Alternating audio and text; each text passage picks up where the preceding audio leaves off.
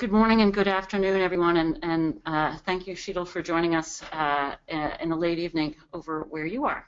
So I'm the Chief Marketing Officer for Spigit, and it's indeed my pleasure to moderate these webcasts. It is an opportunity for all of us to learn what true innovation practitioners are doing in the field.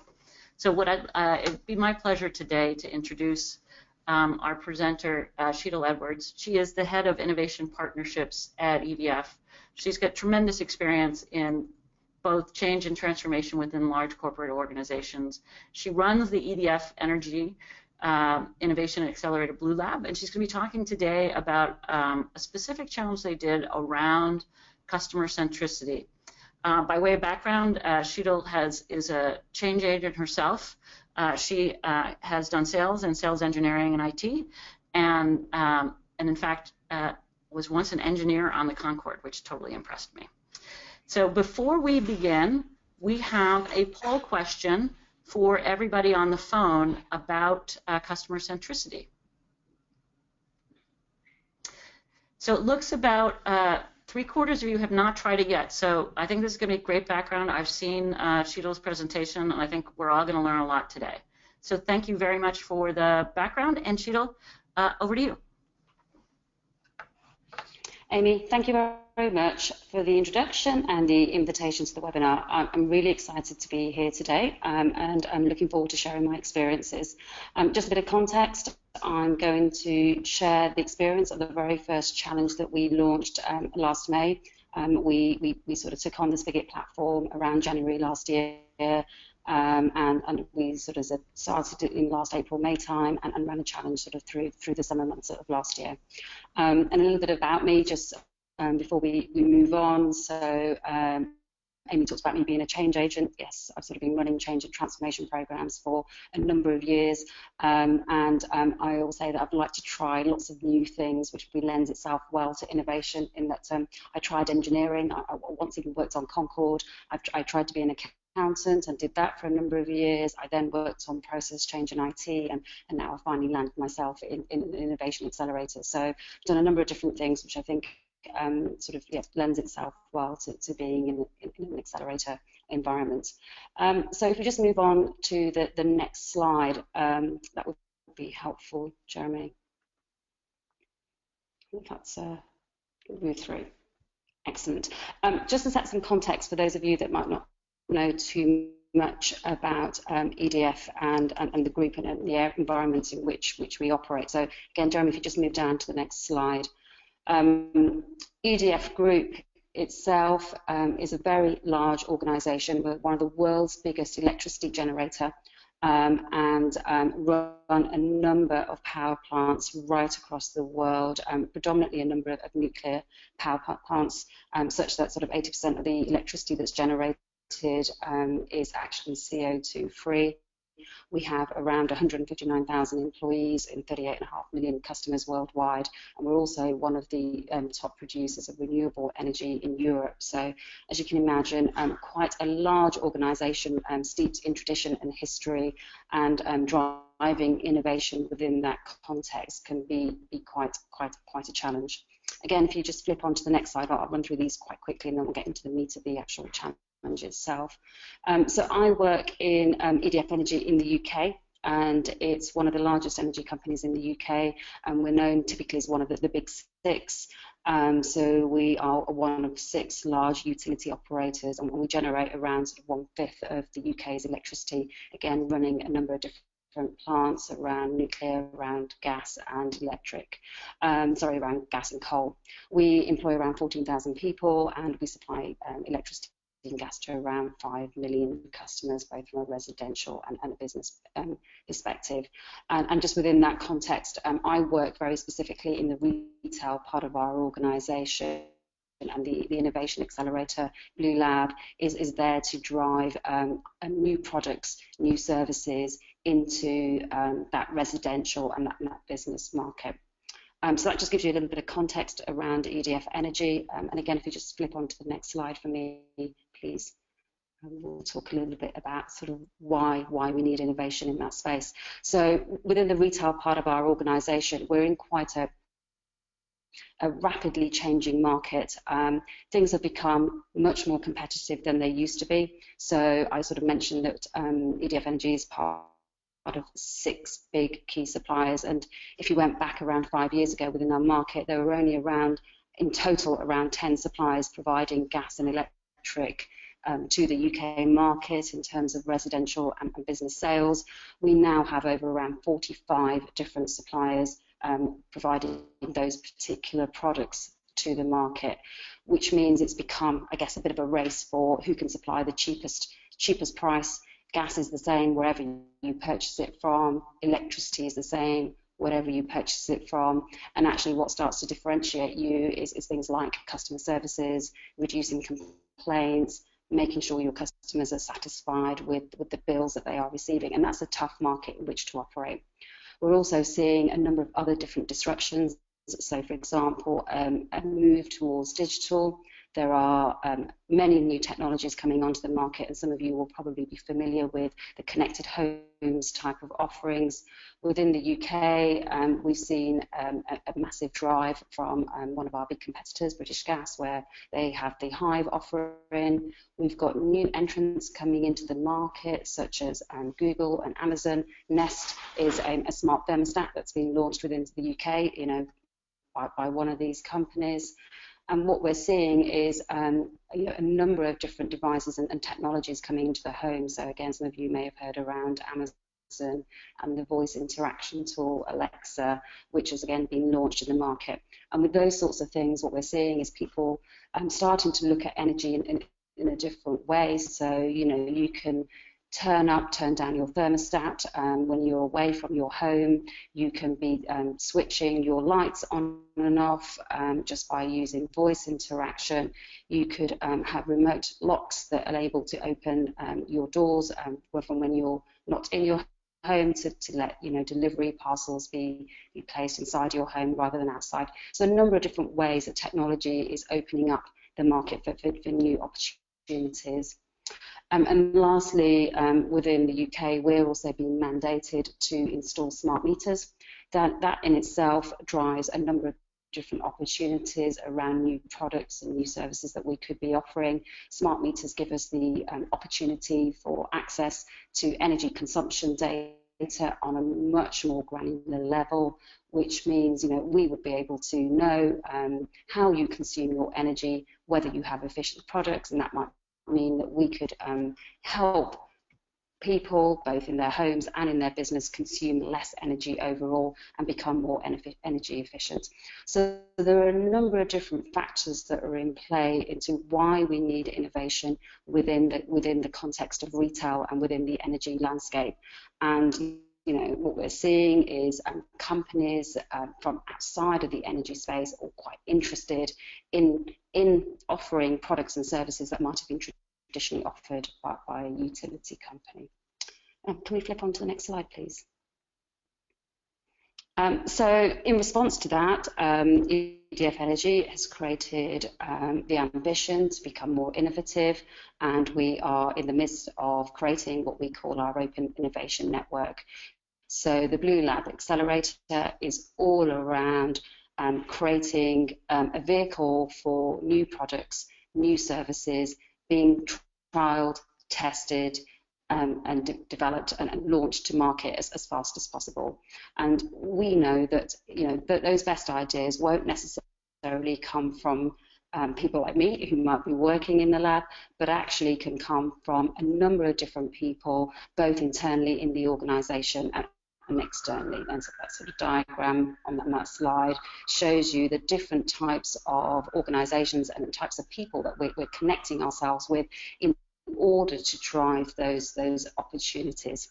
And I guess a big part of the role and the remit of the lab is to help drive a culture of innovation within our retail part of the business. So the business has an ambition, as I said, to become faster, become agile, become more innovative, and Blue Lab is seen to be a support vehicle to help make that happen.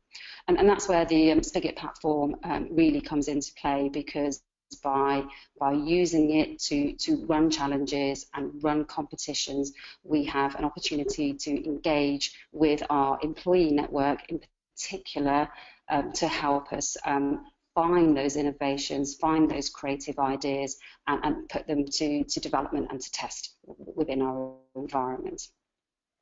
Okay, so again, if you flip on to the next slide, please. So the challenge itself, as I mentioned, we launched our first challenge back in April, May time last year, and actually it was quite a journey for us, if I'm honest.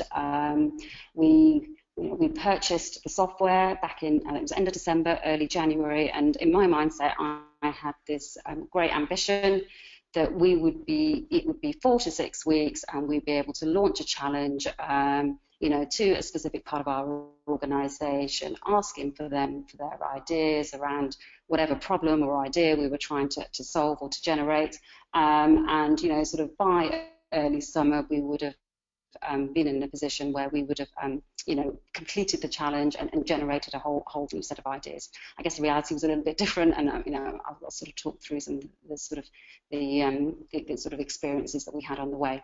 If you flip over to the next slide, please.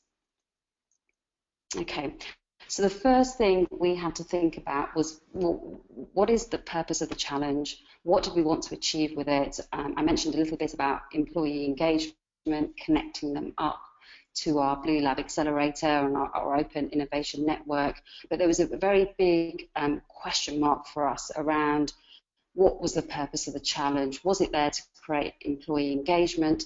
Was it there for us to actually generate a list of new ideas that we could implement successfully through the accelerator itself? So we talked quite long and hard and had a number of discussions with both senior managers, with people within our Blue Lab environment to talk about, well, what should that question be?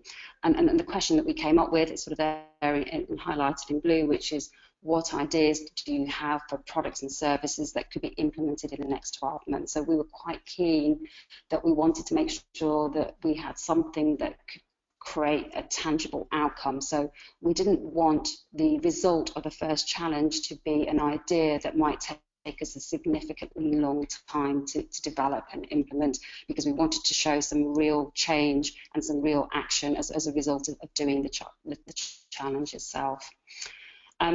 The next sort of question I guess we had in mind was, well, we wanted to ask our employees, but should we be asking a subsection of our employees, or should we be asking everybody?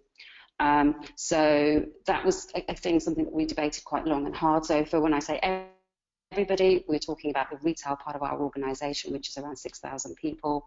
Other options we considered was around just launching to a specific team. So we could just have asked our sales and marketing team or our operational teams, or maybe just launching to a specific site. So, so we knew we wanted to engage with the employee base, but there was a question mark around the number of employees and the scope of that. And the third thing really was around having a balance between engaging everybody and actually having quality ideas. So were we looking for a depth in the idea? So something where, again, if we only launched to maybe the sales and marketing function, we might get a lot of people who are quite knowledgeable around different products and services, but then we're maybe missing out something that's left field that could come in from somebody else from completely, a different part of the organisation who would have a different perspective and a different frame of mind.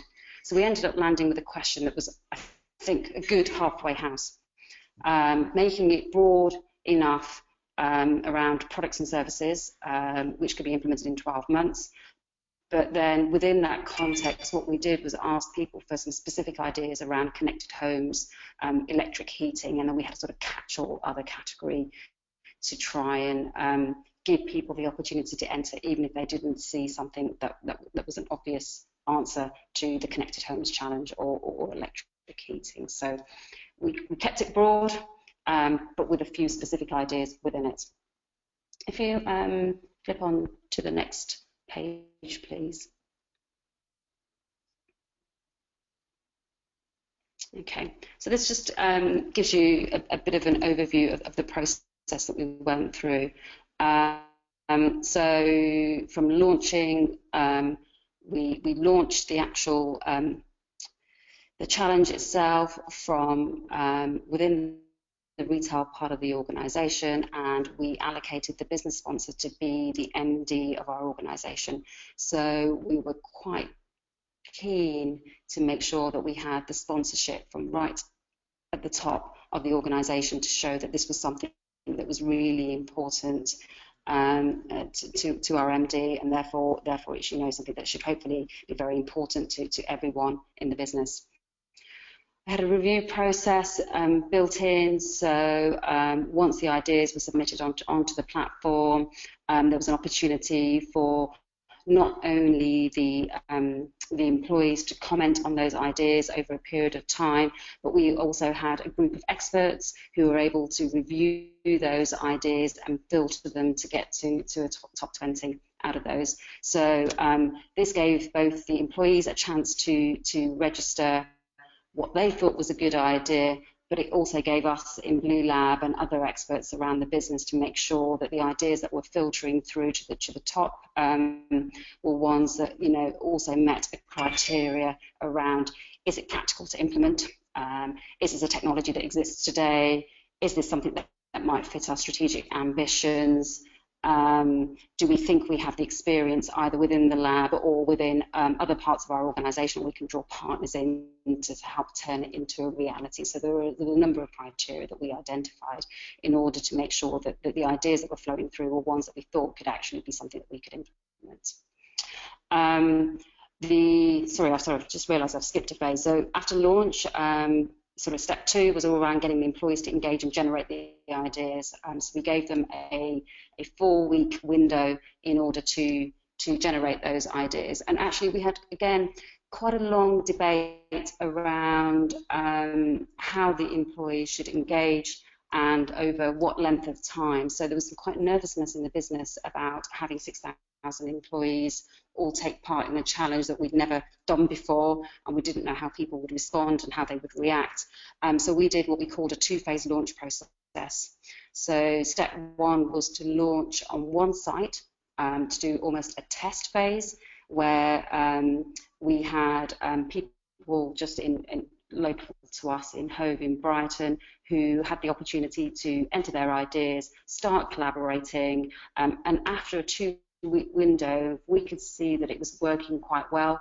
We then extended the challenge to the rest of the business. So while it was a little bit risky, I would say, doing a 2-step launch, it worked well in our favour, because in those first 2 weeks what we could do was prove to the senior management team that the challenge was working, that we had all the support in place in order to make sure that if people had issues around connecting to the platform, that those were being dealt with, and that there wasn't any material impact on the organisation in terms of people spending too much time on the challenge and not enough time doing their day job.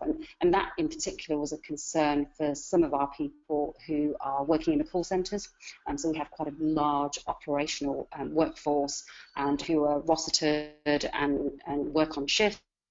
So, they are sort of managed in terms of their time that they are sitting and waiting to take phone calls, and therefore don't always have the same level of opportunity to maybe jump onto a platform, be able to enter an idea without maybe impacting things such as call handling times and being able to make sure that they're not not taking their time away from their desk. So we had some tricky situations to manage in that phase.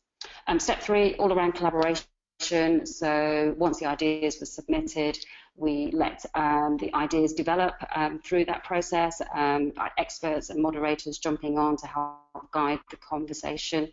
And this was an interesting learning experience for us, in that I think you can never do enough moderation, is one of the things that we discovered. So at one point we had so many ideas coming through onto the platform, the ideas were almost disappearing off the list, and they were going so far, being pushed so far down the list, and if we didn't catch them in time to maybe just put a comment in there to raise its profile, it could have easily got lost, and it could have been quite an interesting idea. So yeah, a good learning point for us, which is you can never do enough moderation. We then have the review process, which is where I talked about the experts coming back and reviewing all the ideas that were submitted against a set criteria to decide which ones went through into a top 20 process. Then a voting phase, pretty straightforward. The top 20 ideas went back out to the crowd. We allowed the crowd to tell us which were their favourite ideas, and then 10 of those were then taken to a pitch day where the finalists were given the opportunity to present their winning ideas. And that whole process for us, by the time we launched, so we launched it around, I think it was April time actually, it wasn't as late as May, it was April. We actually, all the way through from launch to present, took as long as 4 months actually, but we paused the process between step 5 and step 6 to allow for a summer break. So 1 to 5 went quite quickly. We reached the start of the summer holidays, which was July time, and in our organisation things then tend to quieten down a fair bit. So we then allowed quite a bit of time for the top 10 finalists to prepare their presentations in readiness for pitch day, which was held actually in September.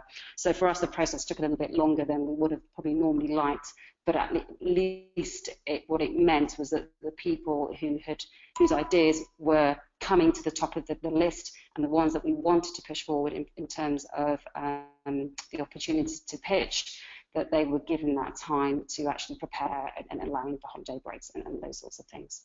If you just slip onto the next page for me, please. Okay, so just some of the things that we had to think about and some of the challenges that we faced in the process. We had to engage with a really wide employee base. So within our organisation, I mentioned we have call centre staff. We also have meter readers, so these are people who are field-based. They spend most of their time on the road, so they don't spend any time really in front of a computer. And obviously office-based staff from sales and marketing, operational people, all the way through to support functions like HR, finance, IT, and even sort of quite analytical trading functions that we have. So we had to think about how we engage with quite a very diverse workforce. And what we found was the best thing to do was to run the communications almost like a marketing campaign. So we used email as a primary channel because that was the easiest for us. We also did things such as putting posters on the back of toilet doors. It's a great communication tool, bizarrely, in our organisations. People seem to read those messages a lot more than emails. And the emails that we did send, we sent them from our MD. So she launched it, announced it, as well as I said, from the email came from her, as well as putting out internet-based articles as well. So she was clearly the sponsor of it. We did struggle to get engagement in our meter reader area, and I think that's a challenge for us this time round. But interestingly, we had quite a high level of engagement with our call centre staff, even though they aren't people who are naturally sitting in front of their computers all the time with access to email and to the platform. So it's quite an interesting dynamic. We did also have a number of IT issues that we had to overcome. So we were going through an IT upgrade at the time. So we had a significant number of the population who couldn't access the platform through their normal laptops, and interestingly, those that did want to engage with us found a way around, and that they did use their mobile phones and their laptops as well to make that happen. We did a number of small rewards and prizes. So just a bit of context, the Blue Lab Accelerator is fairly new in our organisation, so not a lot of people knew about it at that time. So we used it as the challenge as an opportunity to promote Blue Lab and what we're about. So we sent sort of small goodie bags with pens and lanyards, highlighters and small sweets and things as just a reward for thanking people who took part in the challenge, who either submitted an idea. We did some things like, top idea of the week, top commentator of the week, just to try and keep the engagement through that process. And the other thing I guess I should mention is that with the last point on here is around the support and the coaching for pitch day. So the 10 finalists whose ideas were picked to go and pitch in front of the MD and her exec team, we actually gave them a mentor and a buddy from Blue Lab to help them prepare their presentation. And we also gave them some training from one of the universities, one of the top universities in the UK, who run an innovation management program for us. And they came in and did what we called a pitching masterclass, where they coached them through their presentation and skills and how to get their message across around their idea. So it was very much trying to create a supportive process for those 10 individuals, just as much as it was around just creating ideas and taking those ideas into the lab. Can you just flip onto the next slide, please?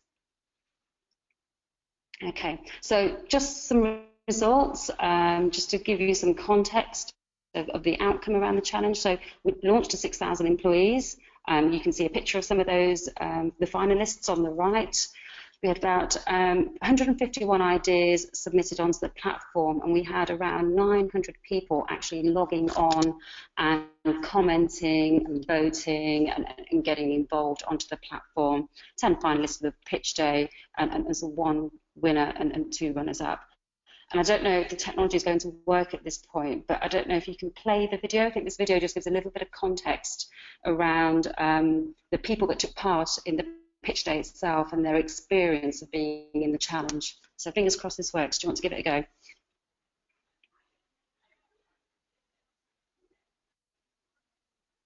You can have some audio with it. Is the audio working?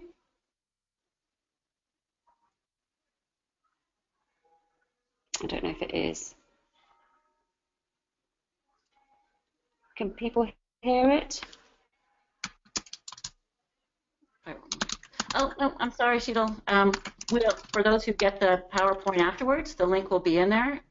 It's a great video of the pitch day itself. Really encourage people to take a look at it.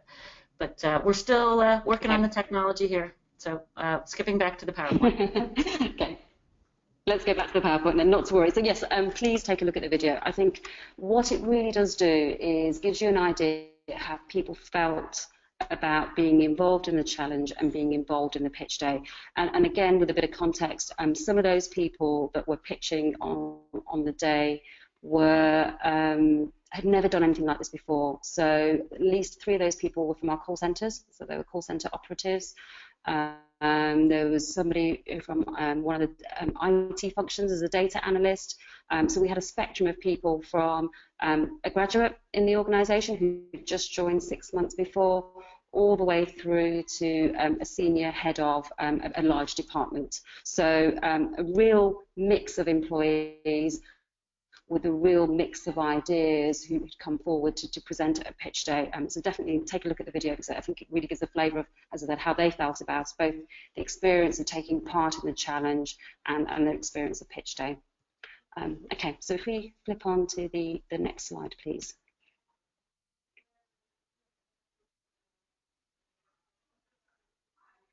Okay, so just to share a little bit about the winning idea. So as I said before, our question was around ideas for products and services that we could launch within 12 months, and we gave a subcategory of connected homes and of electric heating and other. That was the catch-all category. Our winning idea was actually a really simple idea around an app to work out the running costs of appliances. And to give you the sort of the context of the picture on the right-hand side, the lady that pitched this idea came from our call centre up in the north of England, in a place called Doxford, and she works in our customer complaints team. And this is her back garden, and this is a pump that they were looking to install in their pond that would generate the sort of filtering of the water in the pond and keeping it clean for fish. And she came up with the idea because her partner was looking into options of buying a new pump, and she realised that the running costs of this particular pump was going to be extremely expensive, and she's the one that pays the bills. you know, she had to say to him, look, I don't think we should be buying that. There are alternatives on the market that will be a lot cheaper. And the one thing that I have not shown in these slides is the calculation that she did to work out the running costs of the water pump. And it made her realise that actually it's really difficult for people to understand the cost of something that you're looking to purchase, not really understanding the implications of the energy consumption on your bills in the future. So while it might be a cheap product to buy initially, the running costs in the long term could actually be quite expensive. So she's suggesting that we develop an app that actually helps people work out the running cost of any appliances they're looking to buy, you know, fridge or washing machine, whatever it might be, before they actually make the purchase. And why did we choose it as the winning idea? Partly because it was simple in terms of idea. I don't know how easy it will be to implement, but it was simple in terms of idea. It also links back to a big issue that we see in our customer complaints area. So we take a significant number of phone calls where people say, I don't understand why my energy bill is so high, and I don't understand where I'm using my energy. And actually, a part of a service that we offer in some parts of the country is that somebody will actually go to their home and we will do an audit of people's appliances to understand why they are consuming lots and lots of energy. And often it's the typical things that people don't realise. You know, you're running your tumble dryer too many times in a week, and that's what's raising the bill. Or they've done something like installing a pump or something like that, which again is consuming a significant amount of energy. So rarely is the meter inaccurate. It's usually because of something that they have purchased. So for us, what are the impacts if we can get this right? Well, it will save us the costs of arranging people going out and looking at doing meter testing. It would reduce the cost on resources. It would obviously reduce the number of queries and complaints we have. And also, I think it really helps link to smart meter install and rollout that's taking place within the UK at the moment. So there are a number of reasons why that idea really resonated with the exec team who were listening to the pitch on pitch day, and why it was a really popular idea on the challenge platform itself, with a number of people within the crowd who all voted for that idea to be part of that top 10. And I think that, you know, the great thing about the idea is that it came from somebody within our customer complaints department. It came from a call centre operative. You know, it wasn't an idea that that came from, I guess, traditionally sort of market development or sales or marketing part of the organisation. Just flip on to the next slide for me. Okay. The prize. I wanted to touch on this a little bit, just to give a bit of a flavour about why some people took part in the challenge, and what sort of opportunity they're getting from winning the challenge. So the lady that won has actually joined our accelerator for 100 days and is actually developing the app now with a team of people around her. So she's never done anything like this before. She's comes down to the south coast of England, to Brighton, 3 days a week. We've given her a project manager, some designers, some developers, and she's working with them to develop her idea. So that is a great opportunity, A, for the individual to see their idea through to conclusion. So we don't know whether it will be successful, but we're going to give it a try. We're also giving her opportunities for training and conferences on innovation. So again, it's about creating our open innovation network. We gave a prize around smart home and technologies, avoided cash, but just something to sort of say, yeah, you know, well done. And actually personal recognition from the MD. So again, just trying to add some small touches. The MD herself made phone calls to the winner and the runners up in terms of congratulations. You know, we've selected your ideas, something to be developed, and the sort of the other runners up in terms of the finalists got phone calls from our director of innovation, again to recognise the fact that they'd entered the challenge and they'd, you know, come up with an idea and done really well. So we're trying to think of rewards being something beyond just cash, or being, you know, even just beyond sort of, I guess, a sort of like a hard prize, like a technology prize, trying to make it a little bit softer and trying to make it inclusive. And yeah, so, you know, that's just a way of trying to create employee engagement for us in a different way. Okay, flip on to the next slide. Okay. So just almost wrapping up in terms of the slides that I wanted to cover, just a bit of, I guess, personal reflection about what worked for us and the sort of the key things that we got from this challenge in terms of improving customer centricity. So again, just flip on to the next slide for me. So the top sort of 5 things here. First of all, the executive sponsorship, making it visible, making it vocal. It was not an easy thing to do. There was quite significant reservations initially about launching to so many people in one go, something that we hadn't done before, but actually taking small steps, trying to get them over and getting those stakeholders on side really helped us, because actually not only did we have the sponsorship from the MD, but a number of our exec team members actually logged onto the platform. They made themselves visible by either commenting on people's ideas and in some instances entering their own ideas. I have to say, one of the directors entered his own idea and the crowd didn't think it was great, and it was largely ignored. But they were on there, they were visible, they were vocal on the platform, and they were vocal outside of the platform, and that really made a difference. Treating the communications for the challenge itself almost like a marketing campaign. It takes a lot of energy, it takes a lot of work, but if you can get that right, I think that's where you get strong engagement. So, we saw 60% of our ideas coming from our operational teams. I said those posters on the back of the door really helped. We also did some usual going along to physical locations, standing in the canteens with a banner, with a big screen, talking about Blue Lab, talking about the challenge itself, to make sure that the message was getting across. Inclusiveness. Certainly the operational workforce, our call centre staff, really appreciated the opportunity to have a voice, and that was the feedback we were getting from them, which is actually it doesn't matter if I don't win, but it's actually quite nice to have a voice and to be able to make their ideas visible. And obviously in our experience showed that obviously those that are closest to the customer often have the best ideas. Keeping employees motivated, small rewards, small prizes, they don't need to be big. As I said, the pen, the highlighters, the lanyards. I think that was good advice from the Spigit team that helped us. Again, worked really well. And the 5th one, I think this is the one that we certainly could have done more of, if I'm honest, which is more moderation of the site and encouraging the conversation. So we did do some of this, but again, I think the more you can do, it just drives and develops the ideas in a bit more depth. So getting people on there who are the experts, encouraging them to take part in the conversation, help develop that idea and take it further, so that people can see how an idea could really be implemented or could really be extended into thinking about something new or something different.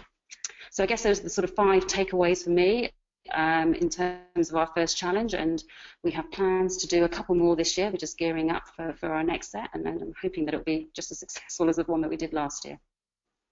And that was it. So thank you very much for listening, and are there any questions? So yes, for everybody, please use the question window to submit questions. We've got folks here taking a look at them, and that was, frankly, Sheila, that was really interesting. I skipped over an introduction of Spigit. For those on the webcast who are not familiar with us, we provide the innovation management software that EDF used in this challenge. One question that came up, you mentioned towards the end that you got stakeholders on side and you overcame reservations. Can you sort of talk about what the reservations were and how did you overcome them? Okay, so the types of reservations that we had, so a significant reservation was around allowing the call centre staff in particular to have access to the platform during the working day. So they are obviously on a timetable, a schedule where they are expected to be on phone calls, and there was reservation from some senior members of the organisation around, would it impact productivity and call times and the statistics that they measured themselves against. So that was one big reservation, and the second was around launching to 6,000 people when we hadn't really fully tested the software, and the fact that I think at least 40% of the people weren't able to access the software through their normal work laptop. So again, from sort of more of a reputational perspective, is that a good idea? Well, we seem to be launching something that clearly is not accessible to everyone, yet we're telling people to take part in the challenge. So I say they were sort of the biggest reservations.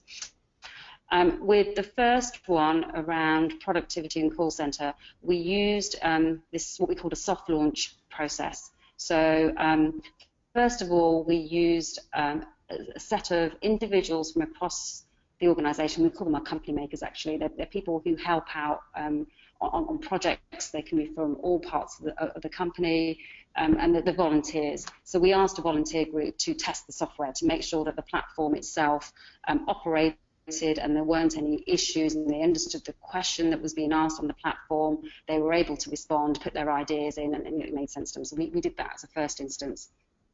We then did a soft launch across one site of our organisation where we have a call centre team, a large call centre team.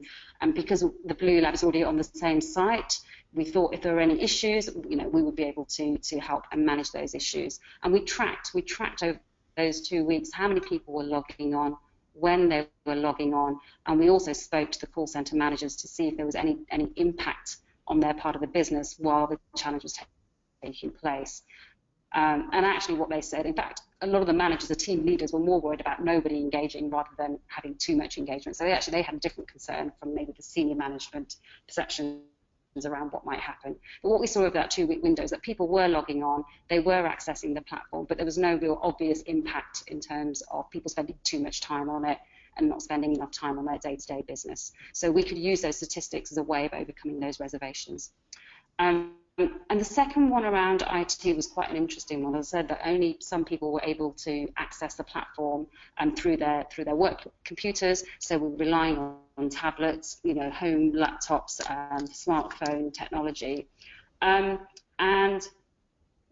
we highlighted very clearly in the communication that people would have an issue, or some people may have an issue if they haven't been through the upgrade, and we gave them an alternative set of options about how to log on. And those people that are interested in innovation will find a way. So a lot of people did access through their tablets and their smartphones, interestingly enough. And actually, when we spoke to people, they were saying, oh, well, okay, it doesn't matter if it doesn't work on my work laptop, because I can just use my home one.